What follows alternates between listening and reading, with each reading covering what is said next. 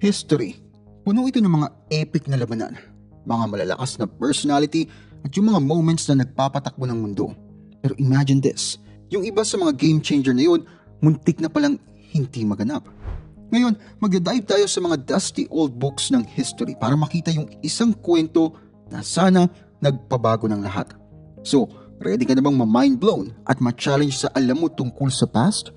Pero bago pa nating ituloy ang diskusyon, make sure na hit mo yung like button at isubscribe ang channel ko kung hindi mo pa nagagawa. At kung gusto mong ma-notify sa bawat bagong video ko, i-click din yung bell icon. Malaking tulong yun sa akin at sobrang na-appreciate ko yun. Nagawa mo na? Alright, simulan na natin. Parang eksena sa historical thriller, yung plot of the Ruse St. Nicaise ay muntik na talagang magpabago ng history noong Christmas Eve taong 1800s. Si Napoleon Bonaparte ay swerte nakaligtas sa assassination attempt na plinano ng mga royalist conspirators. Nagset-up sila ng bomba na binansagang Infernal Machine sa isang kalye na dadaanan sana ni Napoleon papuntang opera. Pero napiko yung plano, mali yung timing at nakalagpas na yung karawahan ni Napoleon sa spot ilang moments bago yung pagsabog. Ang aftermath, magulo, nasira yung mga building at may mga inosenteng tao na namatay o nasaktan. Pero si Napoleon, walang galos. Tuloy siya sa opera at doon sinalubong siya ng malakas na palakpakan. Hindi lang to basta failed assassination attempt. Ito yung moment na mas lalo pa nagsil ng hold ni Napoleon sa kapangyarihan. Bilang response, nag-utos si Napoleon ng crackdown. Una niya sinisi yung mga Jacobins kahit yung mga tunay na may sala ay yung mga royalist. Yung investigasyon ay pinangunahan ng Minister of Police na si Joseph Fauch.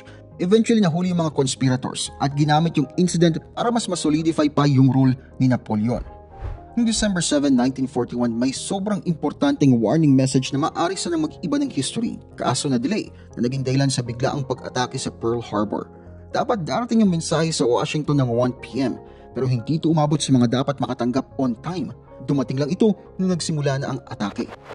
Sa kabila ng mga naunang simulations at babala tungkol sa kahinaan ng Pearl Harbor sa isang air attack, nabigla ang US dahil sobrang detailed ng planning ng Japan at yung surprise element. Yun talaga yung nagdala ng success ng atake. Yung Japanese task force na may daladalang 6 na aircraft carriers ay nakalapit sa Hawaii nang walang nakakahalata. Nag-launch ng pag-atake na nagtulak sa US na sumali sa World War II. Pinapakita ng event na ito kung gaano kalimited yung intel at communication text noon, kung papaanong yung isang delayed message ay may matinding impact sa ating mundo. Parang eksena sa movie, yung Civil War, may naganap na game-changing na pagkakamali. Yung Lost Order.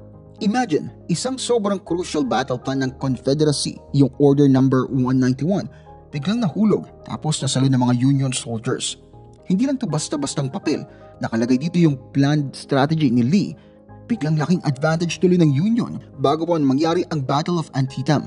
Dahil sa intel na ito, hindi lang basta panalo ang Union sa laban, nabago nito yung takbo ng giyera.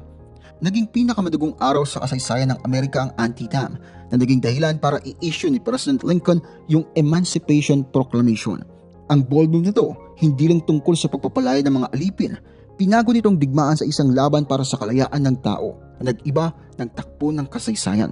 Isipin mo na nagpaplano ka ng assassination ng isang Archduke tapos yung unang attempt mo wali. Karamihan aatras na, pero hindi si Gavrilo Princip.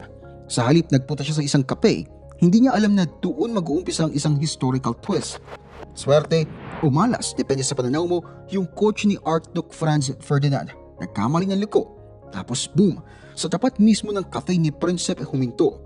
Binaril ni Princip yung mga putok na nagsimula ng World War I. Grabe yung coincidence na yung pag-break lang para kumain ng sandwich ay nag-lead sa event ng pagbabago ng mundo. Lesson to sa unpredictability ng buhay. Parang reminder sa atin na yung kasaysayan ay fragile, na yung mga maliliit na moments pwedeng magdulot ng malalaking pagbabago. So kapag kumain ka next time, isipin mo yung hindi inaasahang impact ng sandwich sa pag-form ng 20th century. Parang nagsasabi na yung history madalas nakasabit sa mga simpleng choices na yung outcome ay beyond sa imagination ng kahit sino.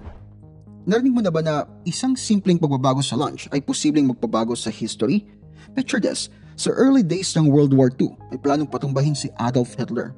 Lahat nakaset na, handa na yung bomba, tapos biglang, poof, maagang umalis si Hitler. Dahil ba ito sa biglaang pag-crave niya ng bratwurst o baka naman destiny ang umeksena? Hindi lang ito kwento tungkol sa missed opportunity. Isa itong malaking what if na pinag-uusapan ng mga history buffs. Posible kaya itong magpahinto sa World War II?